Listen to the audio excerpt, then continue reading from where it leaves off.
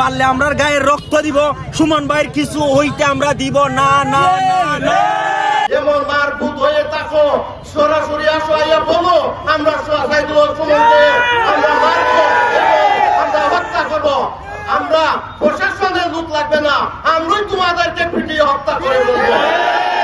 মধ্যে আছি যে আমরা জানি আমাদেরই হবিগঞ্জের রত্ন এস.এম. কিবরিয়াকে হত্যা করা হয়েছে। এই জন্য নেত্রীকে বিনয়ের সঙ্গে অনুরোধ জানাবো, ব্যারিস্টার সৈয়দ সাইদুল হক সুমন ভাইয়ের মতো একজন রত্নকে যেন যত্ন করে রাখা হয়। আপনারা হুমকি দিবেন, আপনাদের হুমকি এই ধমকি এই ঝুলারঘাট মাধবপুরবাসী মানবে। আমি অনতিবিলম্বে সংসদ চলছে, স্পিকার মহোদয়, স্বরাষ্ট্রমন্ত্রী, তাড়াতাড়ি আপনারা এই সাধারণ জনগণকে শান্ত করুন। একটা কথা বলতে চাই, যারা আপনারা হুমকি দামকি দিতেছেন এখন থেকে সাবধান হয়ে যান। আর নইলে আমাদের ব্যারিস্টার সুমনের উপরে যদি একটি ফুলের আঘাত থাকে, আমরা যাকে সন্দেহ তাদেরকে আমরা পতন দিয়ে বলে দিতেছি, আমরা যাকে সন্দেহ হবে তাদের বাড়িঘর পুড়িয়ে দিব। আপনারা সাবধান হয়ে যান।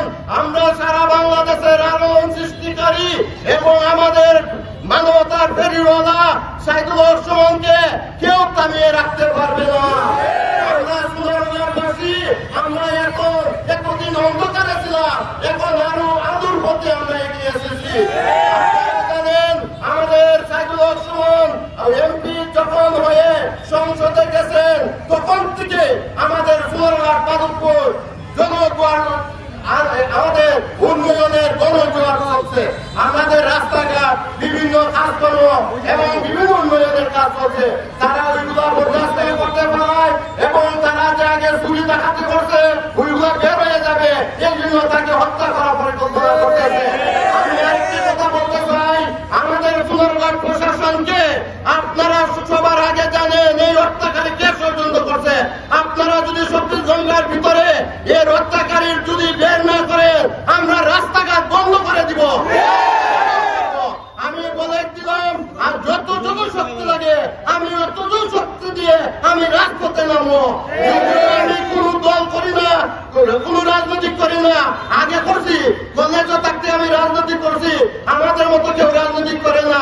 হয়তো এখন আমরা বিদেশ বাড়ি গিয়ে এখন বাংলাদেশে আমি বিজনেস করতেছি, এই জন্য আমরা রাজপথ ছেড়ে দিছি, এটা মনে করবেন না। আমি যে কোনো ব্যাপারে আপনাদের সামনে আমি হাজির হইয়া আপনাদের যে কোনো ব্যাপারে আমি সাহায্য সহযোগিতা করে যাবো। নেমেছে আসলে তারা কি সাকসেসফুল হতে পারবে কিনা, আপনি কি না, আমরা বিশ্বাস করি কোনোভাবেই এই সময়ে জননেত্রী শেখ হাসিনা ডিজিটাল বাংলাদেশে এসে যখন এস.এম. কিবরিয়া হত্যা করা হয়েছিল তখন এতগুলো মিডিয়া ছিল না, তখন এই ডিজিটাল বাংলাদেশের ছোঁয়া ছিল না। জননেত্রী শেখ হাসিনা এই বাংলাকে ডিজিটাল বাংলা বানিয়েছে।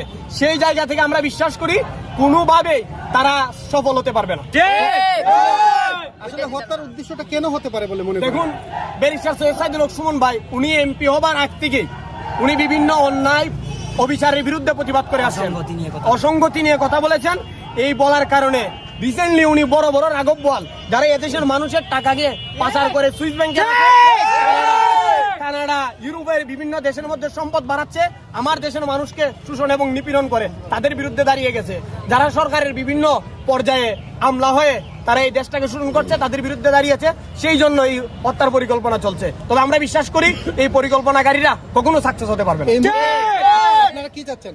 আমরা চাচ্ছি আমাদের নেত্রী জননেত্রী শেখ হাসিনা এদেশের প্রশাসন এর পদক্ষেপ নিবে এবং যারা এই পরিকল্পনা করেছে তাদেরকে বের করে আনবে।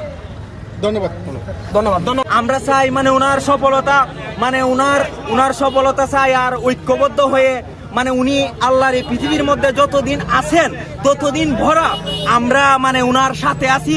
পারলে আমরা গায়ের রক্ত দিব, সুমন ভাইয়ের কিছু হইতে আমরা দিব না না না না।